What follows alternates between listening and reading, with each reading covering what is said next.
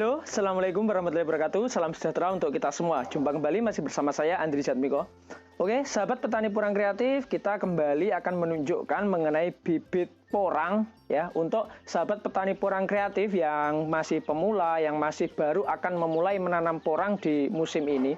Nah, kita nanti akan menunjukkan bibit porang itu jenis-jenisnya. Kembali saya berkali-kali saya jelaskan dan ternyata masih banyak sekali sahabat petani porang kreatif yang konsultasi, kemudian yang WA ke saya, itu WA yang masuk, itu ternyata masih banyak petani porang yang masih pemula belum memahami mengenai bibit porang itu ada apa saja, kemudian keunggulannya apa saja, padahal sudah saya jelaskan berkali-kali. Nah, kali ini kita akan kembali membahas mengenai bibit porang ya, yang saat ini ada di belakang saya dan di samping saya. Ini adalah jenis-jenis bibit porang dan saya akan menjelaskan. Jadi bibit porang itu jenisnya ada apa saja ya, dan ini juga sebagai dasar untuk petani porang pemula ya, yang akan memulai untuk membudidayakan porang, akan memulai menanam porang di musim ini. Itu pilihannya yang sekiranya itu cocok dan bagus untuk petani porang itu jenis bibit yang apa. Nah, kita akan membahas pertama itu mengenai bibit dari umbi. Ini akan saya tunjukkan. Ini adalah bibit dari umbi, bibit umbi porang ya. Bibit umbi mini, bibit umbi porang ini adalah jenis bibit yang pertama yang akan kita bahas. Jadi bibit umbi ini dia masih mini dan belum layak untuk masuk ke umbi produksi atau masuk ke pabrik. Ini belum masuk, sehingga ini masih bisa digunakan sebagai bibit. Nah, ini adalah pilihan yang pertama. Nah, kemudian pilihan yang pertama dari bibit umbi ini, dia kelebihannya adalah yang jelas kita akan lebih cepat panen. Ini dalam satu musim kita sudah bisa panen. Kita dalam satu musim dari bibit umbi kita akan memanen umbi produksi ya, memanen umbi produksi yang bobotnya itu kisaran 2 kilo ke atas. Nah, itu untuk hasil umbi produksinya. Kemudian kita juga akan mendapatkan katak. Nah, katak itu adalah bibit. Jadi kita di musim pertama dari bibit umbi yang kita tanam ini nanti kita sudah mendapatkan umbi produksi dengan bobot 2 kilo ke atas, dan juga kita akan mendapatkan katak sebagai bibit kembali. Nah, sehingga bibit katak yang kita hasilkan nanti dapat kita gunakan untuk perluasan lahan. Nah, itu. Kemudian bibit umbi yang bagus itu ya memang di bulan-bulan seperti ini. Di bulan-bulan seperti ini kualitas bibit itu 99% adalah kualitas bibit yang baik. Karena apa? Karena bibit umbi itu yang biasanya didapat dari hutan atau yang potesan atau yang dipotong batangnya itu biasanya sudah busuk di bulan-bulan 6 atau bulan 5, itu mereka sudah busuk, sudah rusak, sehingga bibit ya umbi yang bertahan sampai bulan 7 ke atas itu adalah bibit dengan kualitas yang terbaik. Nah, kemudian kita akan melanjutkan ke bibit katak. Nah, ini adalah bibit katak. Ini bibit katak, dan bibit katak ini adalah pilihan yang kedua untuk petani porang. Nah, bibit katak ini ada yang mungkin beberapa orang itu menamakan bibit katak super ya. Jadi banyak yang bertanya, bibit katak super itu sebenarnya yang seperti apa ya. Jadi yang dikatakan super itu kalau dalam Kamus Besar Bahasa Indonesia itu artinya adalah istimewa atau memiliki kelebihan daripada yang lain. Nah, itu menurut Kamus Besar Bahasa Indonesia, sehingga bibit katak super itu bisa diartikan bibit katak yang memiliki kualitas istimewa. Dia memiliki kelebihan dibanding yang lain. Jadi dibanding katak yang lain dia memiliki kelebihan ya. Dan itu banyak yang menafsirkan. Jadi ada beberapa daerah atau beberapa wilayah dan juga beberapa petani di wilayah tertentu, mereka menganggap bahwa bibit kata super itu adalah bibit yang berada di tengah batang. Nah, itu benar. Kenapa benar? Karena bibit kata yang berada di tengah, yang paling tengah, nah itu dia biasanya ukurannya paling besar, sehingga dia memiliki keistimewaan. Keistimewaannya atau kelebihannya adalah dia lebih besar daripada ukuran yang lain. Nah, tetapi beda wilayah juga memiliki perbedaan penafsiran, seperti di daerah saya atau saya pribadi.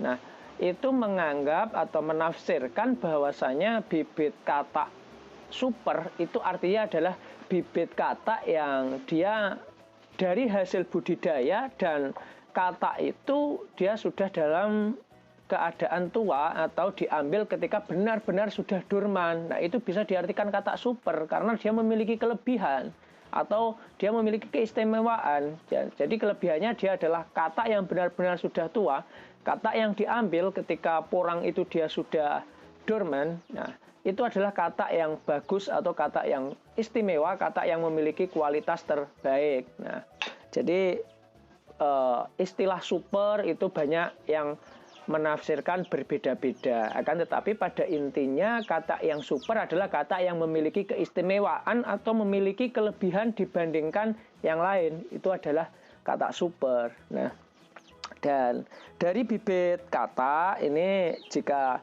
kita tanam dalam satu musim, ini mampu menghasilkan umbi, ya, mampu menghasilkan umbi dalam satu musim itu ya kisaran 5 ons sampai 1 kilo. Itu kisarannya atau ringnya 5 ons sampai 1 kilo, dan dalam satu musim kita akan memanenkan umbi, memanenkan kata, ya, memanenkan kata.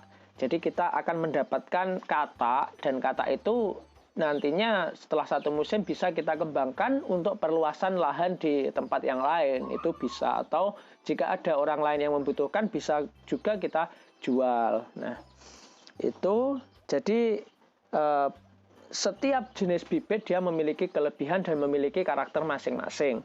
Nah, kemudian ini yang selanjutnya. Yang selanjutnya adalah bibit dari biji bunga. Nah, bibit dari biji bunga ini dia diambil ketika biji bunga porang itu dia sudah dalam keadaan dorman sama. Jadi porang itu ada porang jantan, yang dinamakan porang jantan adalah porang yang memunculkan bunga. Nah, ketika bunga itu dia nanti sudah menghasilkan biji, seperti video yang lalu pernah saya unggah. Nah, itu ketika sudah berwarna merah kemudian jatuh. Nah, itu nanti kita ambil, kita kupas kulitnya, dan ini bisa digunakan sebagai bibit. Nah, dari bibit biji bunga ini adalah solusi, ya, adalah solusi untuk petani porang yang mungkin tidak terlalu berambisi cepat dalam memanenkan porangnya. Jadi ini adalah untuk investasi jangka panjang, ya, 2 tahun atau 3 tahun ini sudah bisa dipanen. 2 tahun pun selama dia dirawat dengan bagus dan kondisi tanahnya itu subur, kegemburan tanahnya itu bagus, ini dalam 2 musim itu sudah bisa dipanenkan, meskipun ya masih minim secara bobotnya, akan tetapi sudah di atas 5 on dan itu sudah masuk ke umbi produksi. Nah, ini cocok untuk perluasan lahan untuk biji bunga, ya. Karena biji bunga ini meskipun dia kecil tetapi dia juga mampu tumbuh, ya. Kecil pun dia akan mampu tumbuh. Nanti di video selanjutnya akan saya tunjukkan bagaimana cara menanam dari ketiga jenis bibit ini. Oke.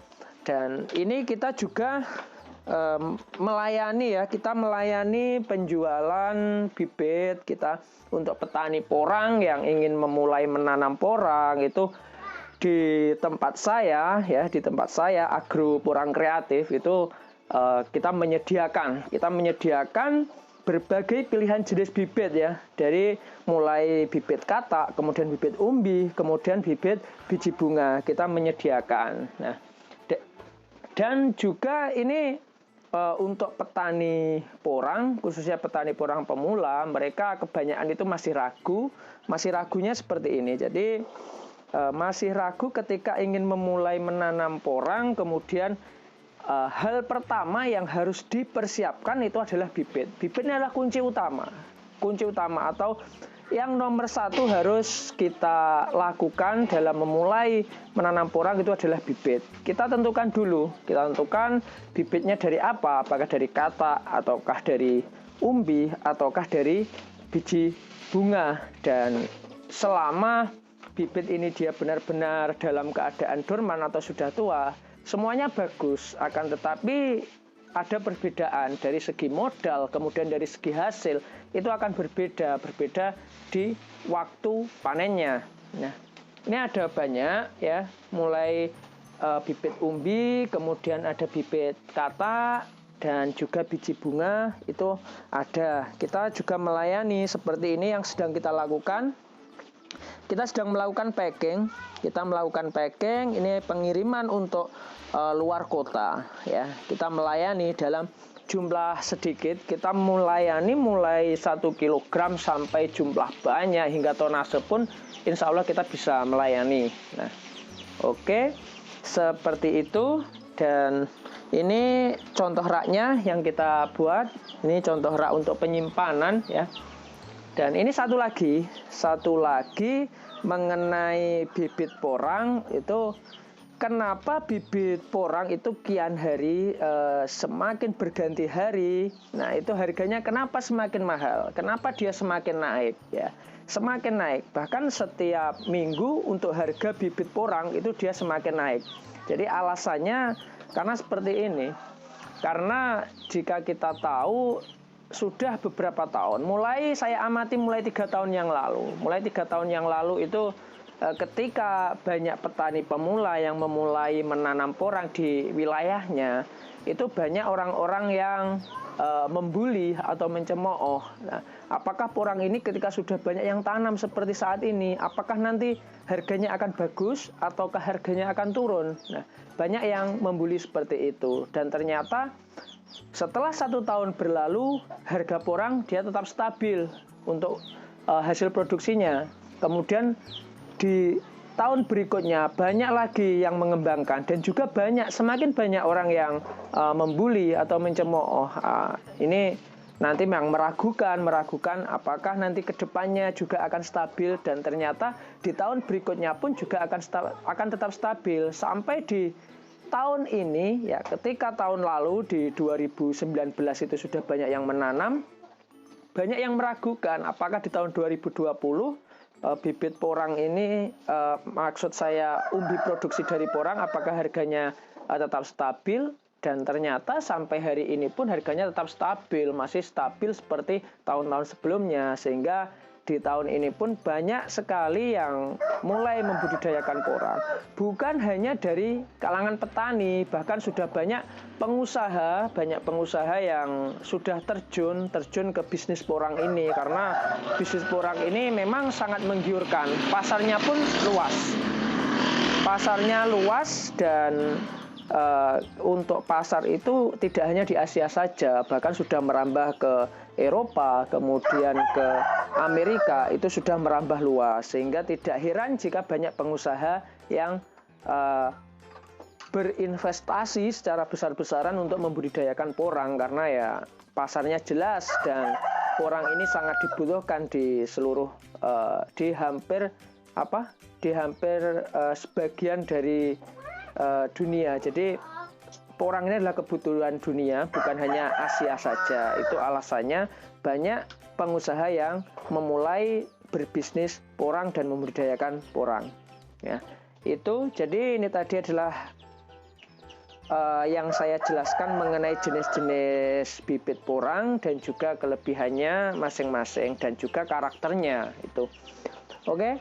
Yang mungkin ingin memesan atau mengorder nanti bisa datang langsung ke tempat saya atau bisa WA saya melalui pengiriman, melalui ekspedisi, nanti kita bisa melayani. Oke, sementara seperti itu video kali ini. Semoga sedikit informasi ini bermanfaat. Jika bermanfaat, jangan lupa untuk like, comment, subscribe, dan bagikan ke sahabat petani porang kreatif yang lain. Oke, terima kasih. Wassalamualaikum warahmatullahi wabarakatuh. Salam sukses, salam petani porang kreatif.